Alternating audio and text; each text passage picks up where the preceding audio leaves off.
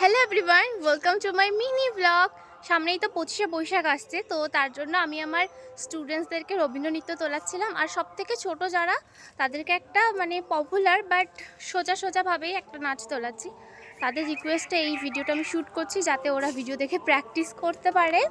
So গানটা কী সেটা তো তোমরা পরেই বুঝতে পারবে। আর আমি যে কোরিওগ্রাফিটা করেছি এই গানে, সেটা ভীষণই সোজা আর খুবই সিম্পলভাবে করেছি। যারা 4-5 মাস হাতে খড়ি দিয়েছো নাচের জন্য, তারা খুব ভালোভাবে অনায়াসেই নাচটা করতে পারবে। আমি এখন শ্যুটটা শুরু করি। আমি নিজেই নাচ তুলে নিজেই ভুলে যাই, 14 বার করে রিটেক নিতে হয়। জানি না কেন আমার সাথেই মনে হয় এগুলো হয়, নয়তো তোমাদের সাথেও হয়তো হয়। নিচে তুলি আর এইখানে আমি কীভাবে যে দাঁড়িয়ে আছি, পরে ভিডিওটা দেখে এত হাসি লেগেছে, পুরো মনে হচ্ছে ভূতের মতন দাঁড়িয়ে রয়েছে। তারপরে এই টেকটা আমাকে আবার নিতে হয়েছে, কারণ এরপরে আমি কি করেছিলাম তারপরে সেটাই ভুলে গেছি। রাতের বেলায় আমরা সবাই মিলে গেছিলাম চড়কের মেলায়। দূর থেকে এই শটটা আমি নিয়েছি। আমরা গিয়ে দেখি যে চড়কের যে বাঁশটা আছে সেটা এখন বাঁধা হচ্ছে, একদম ঠিকঠাক করা হচ্ছে। আর একটু পরেই সন্ন্যাসীদের আনা হবে চড়ক ঘোরানোর জন্য।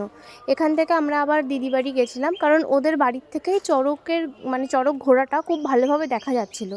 আর ওখানে প্রচণ্ড ভিড় ছিল, তো ভিড়ের মধ্যে আমি ভিডিও বানাতেই পারছিলাম না।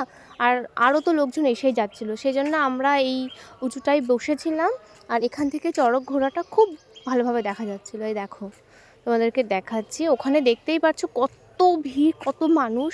এখানে তো যাওয়াই যাচ্ছিল না ভিড়ের জন্য। আমরা সবাই ওখানে বসেছিলাম, আর তারপরে চড়ক ঘোরার পরে যখন আস্তে আস্তে লোকজন চলে যাচ্ছিলো, তখন আমরা গেছি।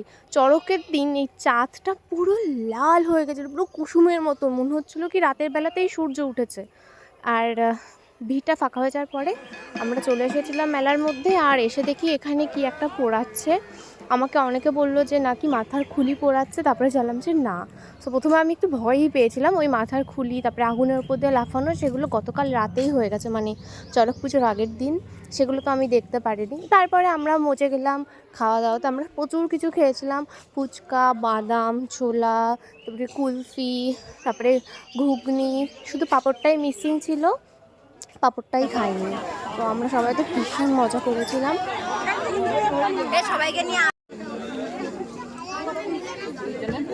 এটা হচ্ছে চড়ক গাছ, যেই লম্বা বাঁশটা খুঁটিটা লাগানো আছে সেটাই। এই পুজো হয়ে যাওয়ার পরে এটাকে আবার নদীতে ছেড়ে দেওয়া হবে।